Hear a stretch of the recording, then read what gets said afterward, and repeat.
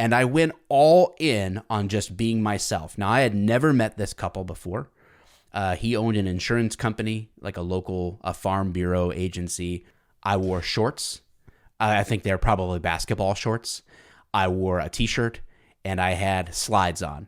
I wear slides 90% of the year. And so I just put myself in that outfit and I was like, if these people want to work with me, they're going to get me. All right, welcome to the Tactical Agent Podcast. This is the inaugural episode, and what we want this to be all about is helping you see the real estate business differently and take a different approach to growing your business in a way that will be enjoyable and long-lasting. And no, that is not an ad for any male enhancements. I'm Mike Edwards, and this is Chris Fisher, and we are the Tactical Agents. Self-appointed. No one started calling us that. We created the title, and this is the first of many episodes to come. We are going to be obviously wherever podcasts are heard, which is primarily in two spaces in this day and age, and that is Apple Podcasts and Spotify. So if you're hearing that in those places and you like what you hear, and you feel like you're going to get some value out of this, then tell someone about the show, subscribe to the show, hit the plus button so that it automatically downloads. And at the moment when you feel like we have given you value, then please leave a rating and a review so that that's your way of saying thank you. If we add value, we don't want to say and guarantee that we're going to add value or not. But that said, let's get into the show. Let's I don't know. We say we're tactical agents, but what does that mean? And I think both of us came to this whole concept of being tactical because we just didn't like the traditional way. It didn't fit for us. Right. And so what was your experience in getting your real estate license, and when did you realize, man, I just don't like how business is done in the real estate world, and feel like there's got to be a better way? Yeah, I think it comes back to just the background and where I came from, and I have a strong sense of like wanting to help people. And when I first came into the business, it was all like, how can you get people to do what you want? How can you, not necessarily manipulate, but how can you, convince people and sell people and, cold calling and door knocking and, all that strategy where it's this mindset of I have to go take. And, I didn't really like that strategy. It didn't really jive with who I am as a person. And when I got to the point where, I started feeling uncomfortable in real estate, and I, not that being uncomfortable is a bad thing, but I just didn't really enjoy the business. And then a couple things happened, and, I started realizing and met some really influential people who thought a different way. And, when they told me, you can work with people like and trust and build your business based that way. And, I started thinking a lot about how to do that and how I wanted that to happen. And when I started doing that, I think, like I told you when I first, said, hey, you should get your real estate license. It's, if you do this business the right way, most of the time you're just drinking with friends. And, once I figured out that, I could make a living that way, it was pretty much done, Yeah. I came into the business in there was a longer period of time where you were trying to convince me to get my real estate license. But once I did, I immediately, started asking around, who knows a broker, that kind of a thing. I felt that I didn't want to go to the big box brands. Like I felt that I already knew based on my personality that I probably wouldn't jive there. So I wanted to find a place that I felt like I could fit. And so I asked around, and of course, someone was recommended to me. And I don't fault. I'm not. I don't carry bitterness or resentment or negative vibes toward anybody that I've worked with. But when I entered into like a boutique brokerage, then like the first day that I went to the office, I already felt so out of place. I did, because it was like, okay, these guys have pictures of like cars on their laptops, you know, Lambos and different stuff that's like what they want in life, I guess, which just wasn't my vibe. You know, the clothing choices, the environment of, all right, here's this list of people, let's cold call, let's pump each other up to do that, and that kind of a thing. That whole salesy environment just wasn't for me. And I was like, and I hung in there. And when I actually helped someone, my very first clients, which is sad to think about because it was like a referral from Quicken through the broker. We had like this deal. And so at the end of the whole thing, here I was as a new agent, excited for my first commission check, and 67% of it before any of my expenses of driving around showing endless houses, because I was brand new. So like, of course I'll show you 37 houses on a Saturday afternoon. Why not? And so I drive all over God's creation. But once it closed, it was awesome because I had this young couple. They were getting married, first house, starting the new life together, and I was like, man, that felt really good to help this couple. I really wish I didn't have to go through all these other steps to get to the point to where I feel good about this. Right. And that's when I think for me, I was like, there's got to be a better way. And I remember kind of expressing that to you and you saying, well, I think there is. And both of us started going down this path of, and here's a little bombshell. People might tune out after this, but we're both former cops. So you were a cop for what, 12 years? Yeah. Right. I did 11. So both of us have this experience in, being tactical, as it were, right? Like in the police world, you have a traditional approach to situations.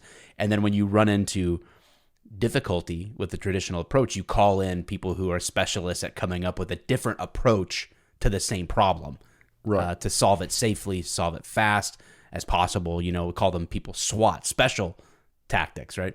Right. So we started talking about, well, maybe there is a better way that we can take this path. Because when we say tactical, people think like, what are you doing? Selling homes at gunpoint? Like, I mean, it might be easier to do it that way. Whatever but works, no, man. Whatever works.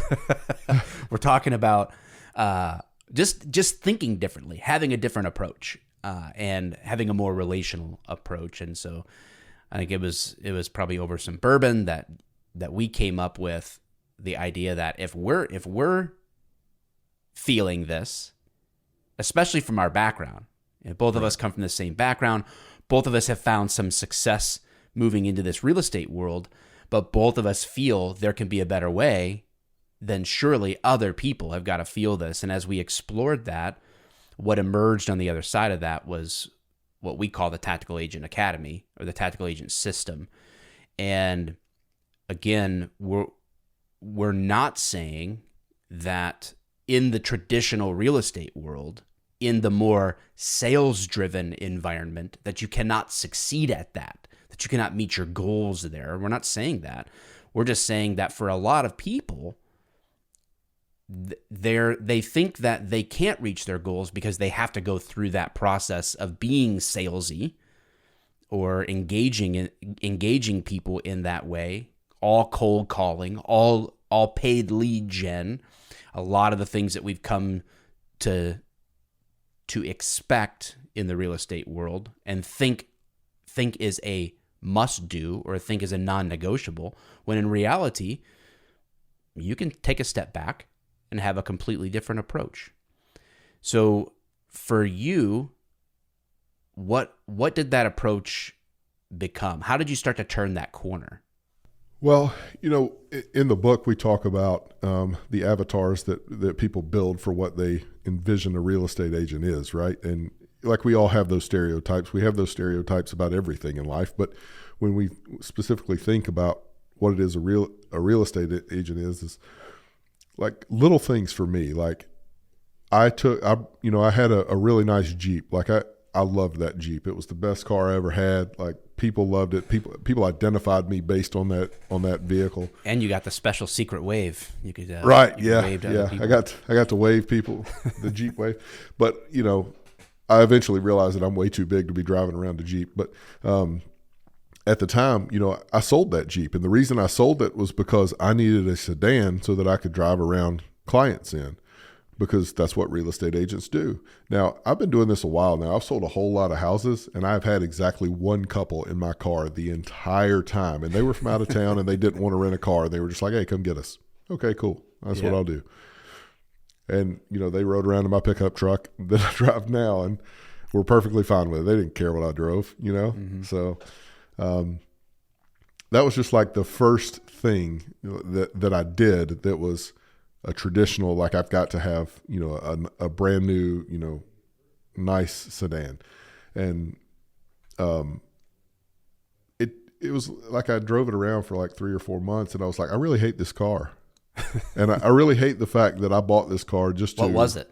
It was a Kia Optima or something. I don't know. It was it was a nice car. I think you drive one now, but they call it the K5 now. But right, yeah, I have it.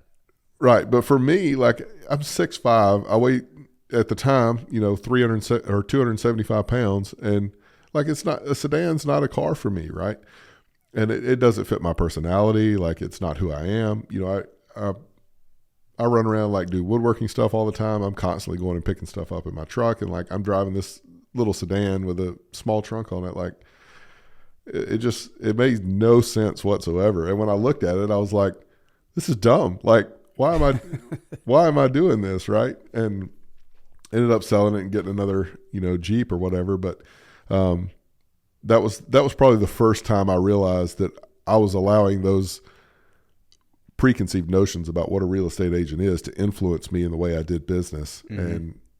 And I was hurting because of it. Like it wasn't like, it didn't hurt my business, but it hurt who I was as a person. And like, I was not being true to myself in that way. And once I started realizing that, I started looking at other areas where it was happening. Little things like door knocking.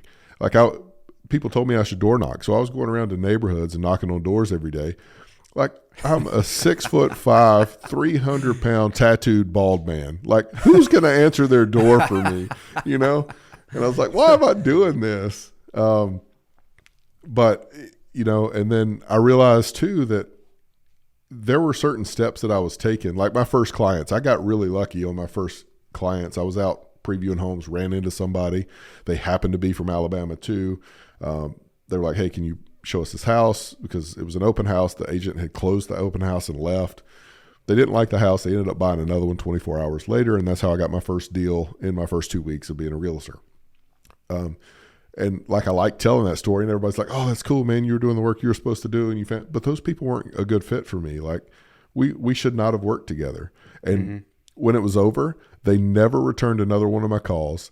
They never answered. Like I sent them birthday gifts, never got a response, nothing. I went by and tried to talk to them, and they were very cold, and like, it was like they hated my guts. And I don't understand why, because we got along really, really well.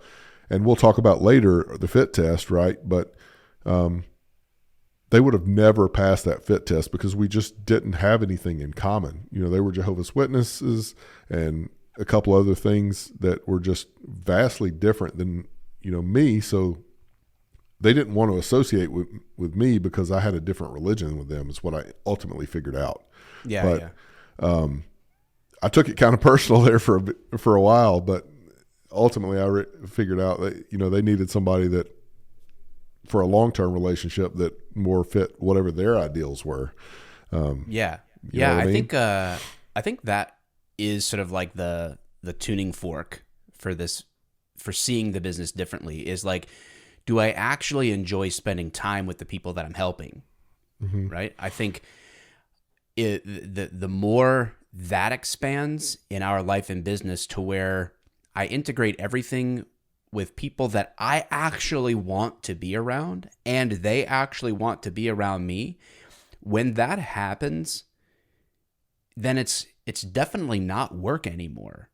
Right? It's and it's possible. I remember for me, again, I described sort of like going to the typical, even though this was a boutique brokerage, they still kind of ran things very, very salesy.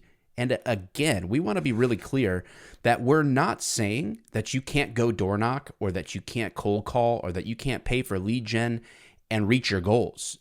We're saying that is how at least 13% of normal real estate agents do it, because the facts from NAR are that 87% of realtors quit before they even renew their license, right? So a lot of people try their hand at this. And my belief is that the reason most people quit, and I say this with all things being equal, because discipline is an issue no matter what approach you're taking to the business, but is because they just don't enjoy it. And if they could just see that you can actually still help people with one of the biggest financial decisions of their lives, moving and owning a home, owning a different home that's of more value or whatever the case is, if you enjoy the end product of helping someone in that, you can, with a different, looking at things differently and approaching it differently, you can enjoy the process to get them there. And for me, that hit home when I kind of took a break, man. I parked my license because I was like, I just don't enjoy this process, because all I was told, here's how our brokerage works. You open this app and you get leads. We pay for leads. They come in, and within the first 2 minutes of getting that lead, you need to reach out and call them, right? And so I'm cold calling essentially all day long. That's how I was going to get business. And I just hated it. And so eventually I did a few transactions and I'm like, okay, this is more stress than it's worth. And at the time I was still working as a cop, and I was getting so much money sucked out from brokerage and lead costs and lead gen that I was like, I could make this much per hour by just working overtime. I don't need to do this stress. Like, this is just stressing me out. And then I parked my license, so I kept it, but I just, parked it. So I was paying, like whatever, $75 a year to just have it. And I had someone reach out that says, hey, can you help us? Are you still in real estate? I remember you saying that you went into real estate and we're looking to sell our home and get a new one. Sure. And I went and met them. And I went all in on just being myself. Now, I had never met this couple before. He owned an insurance company, like a farm bureau agency. And I was meeting him and his significant other at his office. And I just freaking doubled down. I wore shorts. I think they're probably basketball shorts. I wore a t-shirt and I had slides on. I wear slides 90% of the year. And so I just put myself in that outfit, and I was like, if these people want to work with me, they're going to get me. And I was sitting in the office, was talking to them, and I literally I put my feet on his desk and said, if any of this bothers you, I'm not your guy. I'm really good at negotiating. I'm really good at understanding what's going on, because he had been a cop as well in his previous career. So I said, I'm really good at detecting bullshit. I'm really good at negotiating. I will help you no matter what it costs me. I'm on your side. But if you're looking for a realtor that looks the part or plays the normal part, I'm not your guy. And we shook hands, and now we share office space. We're friends. He's referred me business, and that's where it all began for me. I was like, holy crap, I can be myself. I can hang around people that I relate to and that I like, and the feeling is mutual, and we can do business together.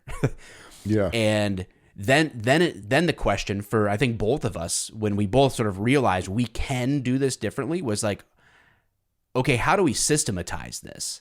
How do we have an approach that's like, okay, how do I replicate this? How do I take this experience and parlay that one into the next one? You know, what does that look like on social media? What does it look like on how I treat my clients? How do I update my clients?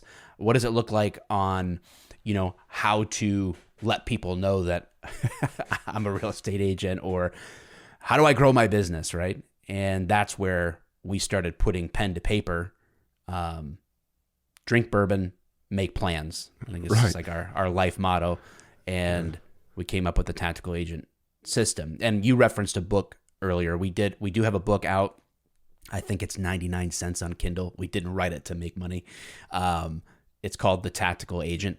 And so if you want to go on Amazon and grab that, you can get a physical copy if that's what you prefer.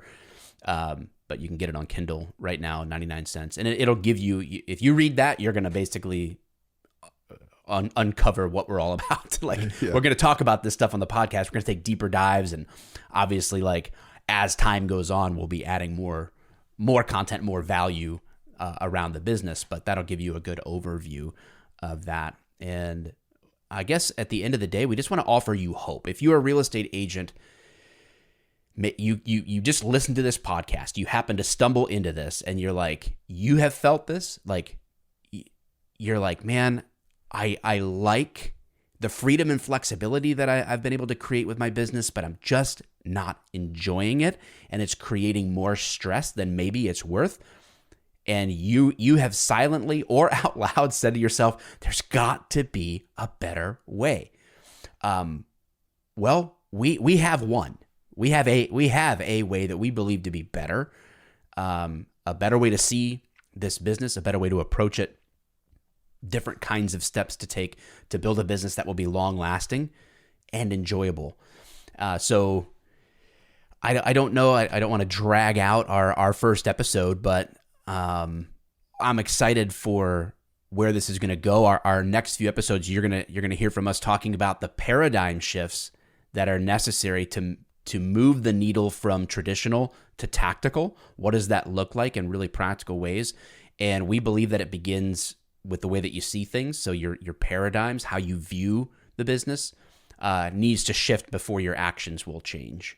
Otherwise, we'll just kind of like default to that. You got any final parting words on this first episode, Chris?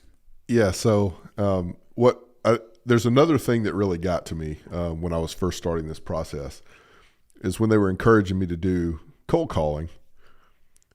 They kept saying, well, you have to get over your call reluctance. You have to get over your call reluctance. You're afraid to call. And I was thinking, afraid to call. Like, I'm not afraid to call. It just sucks, right? Like, I don't mind calling people, but like how many times you want to get hung up on and cussed out and screamed at? Like, yeah, okay, I get that there are people out there that like get off on that and will go and, they go for no or whatever. And that works great for them. But for me, it was just like, this is not how I want to live my life. Can I do this? Yes. Do I want to? No. Mm-hmm. And there are probably a lot of people that are going to check out this podcast and they're going to feel the same way. And they're going to feel like they've been made to believe that they have to get over their reluctance of doing a certain task.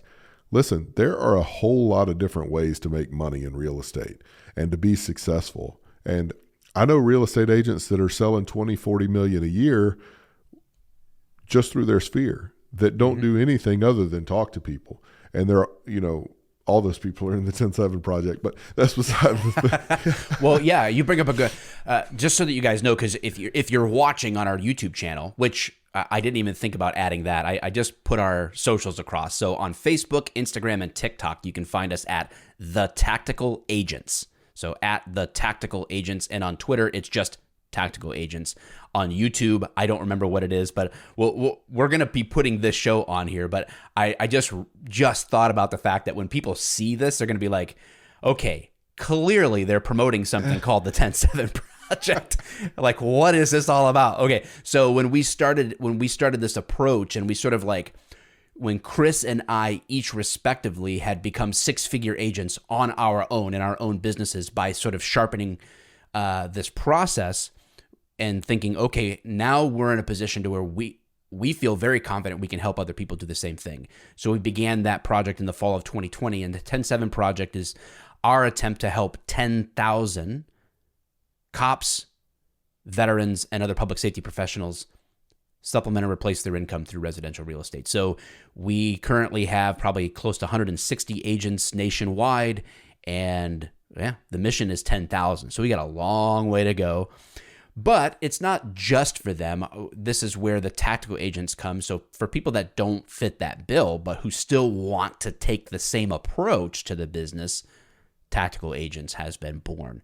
And we want to be able to help as many people as we can see and engage in this business differently from a tactical approach. So yeah, thanks for listening, watching.